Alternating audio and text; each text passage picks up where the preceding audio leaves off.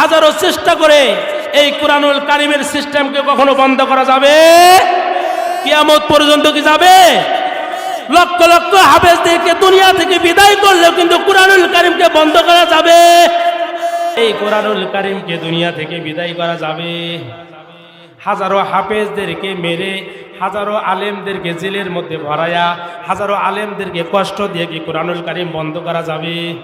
হাজারো চেষ্টা করার পরেও ওই যখন নমরুদ ব্যর্থতা হয়েছিল, ওই যখন আবু জেহেল ব্যর্থ হয়েছিল, আজকে আমি যদি কোরআনের বিরুদ্ধে লাগি, কোরআনের বিরুদ্ধে লড়াই করি, ওই কোরআনের বিরুদ্ধে কথা বলি, ওই নমরুদ যখন ধ্বংস হয়েছে, ওই ফিরাউন যখন ধ্বংস হয়েছে, ওই আবু জেহেল যখন দুনিয়া থেকে ধ্বংস হয়ে গেছে, ওই রকম ভাবে কোরআনের বিরোধিতা যদি আমি আজকে করি, আমাকে আল্লাহ সুবহানাহু ওয়া তাআলা লাঞ্ছিত করে, বঞ্চিত করে ফেরাউনের মতো, নমরুদের মতো দুনিয়া থেকে বিদায় করে দিবেন। জোরে বলেন ঠিক কিনা?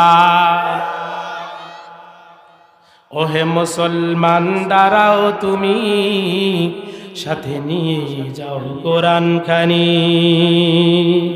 আল্লাহ সুবহানাহু ওয়া তাআলা যা বলেছিলেন এই কথাগুলোই তো প্রচার করেছিলেন। হাজার চেষ্টা করার পরে আবু জেহেল থামাইতে পারে নাই।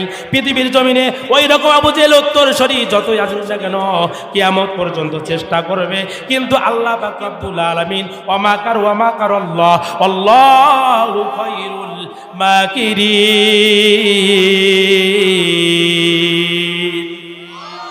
আল্লাহ সুবহানাহু ওয়া তাআলা তাদের কৌশলকে ব্যর্থ করে, আমার আল্লাহ সুবহানাহু ওয়া তাআলা তার কৌশলকে আল্লাহ পাক রব্বুল আলামিন বিজয়ী করবেন। সকলে বলি সুবহানাল্লাহ।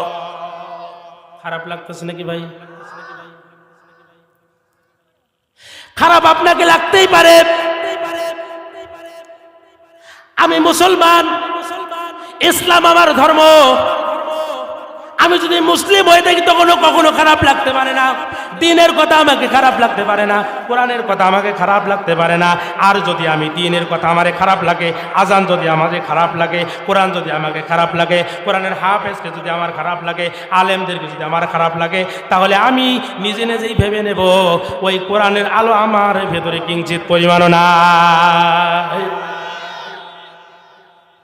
আপনার খারাপ লাগতেই পারে, কিন্তু যার ভেতরে কোরআন আছে, যার ভেতরে কোরআনের মহব্বত আছে, যার ভেতরে রাসূলের মহব্বত আছে, যার ভেতরে আল্লাহর দ্বীন আছে, তাকে কখনো কোরআনুল কারীম খারাপ লাগতে পারে না। অসম্মানিত ভাই ও বন্ধুগণ, দুনিয়ার জমিনে ওই রকম ভাবে যারা দ্বীনের বিরোধিতা করবে, আমার আল্লাহ সুবহানাহু ওয়া তাআলা সর্ব অবস্থায়, সর্ব জায়গায় তাকে ব্যর্থতা দান করবেন। জোরে বলেন ঠিক কিনা? শেয়ার দেওয়ার মালিককে,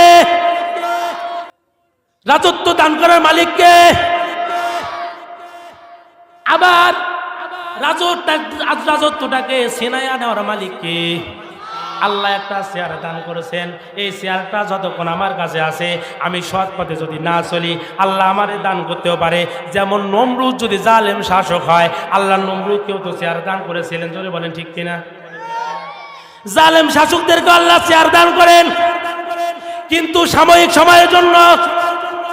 যখন সীমা বেশি লঙ্ঘন হয়ে যায়, চেয়ারটা আবার টান দিয়ে কে নেন? আল্লাহ পারেন কি পারেন না? পৃথিবীর জমিনে যারাই যত বেশি চেষ্টা করেছে, আল্লাহ পাক রব্বুল আলামিন তাকে সেই জায়গার মধ্যেই ব্যর্থতা দিয়েছে। আলেমদেরকে ধরে আলেমদেরকে মেরে কোনো লাভ নাই, আলেমদেরকে জেলে ভরে কোনো লাভ নাই। একটা আলেম জেলের মধ্যে মারা যাবে, কিন্তু ওই রকম আলেম হাজারো আল্লাহ পাক রব্বুল আলামিন বাংলার জমিনে পাঠায়া দেবেন। জোরে বলেন ঠিক কিনা? মুসলমান আল্লাহর গোলাম, এই জন্য আলেমদের বিরোধিতা করা যাবে। ইন্নাল উলামা ওয়ারাসাতুল আম্বিয়া, আল্লাহ রাসূল সাল্লাল্লাহু আলাইহি ওয়াসাল্লাম বলেন, যারা উলামা হযরত তারা হলেন আমার ওয়ারিস। জোরে বলেন ঠিক কিনা? আল্লাহ রাসূলের ওয়ারিসকে যারা কষ্ট দেয়, তারা আল্লাহ রাসূলকে কষ্ট দিল। জোরে বলেন ঠিক কিনা? আল্লাহ রাসূল সাল্লাল্লাহু আলাইহি সাল্লাম বলেন, আলেমরা হলো আমার ওয়ারিস, যারা আমার ওয়ারিসকে কষ্ট দেয় তারা যেন আমাকেও কষ্ট দেয়। এই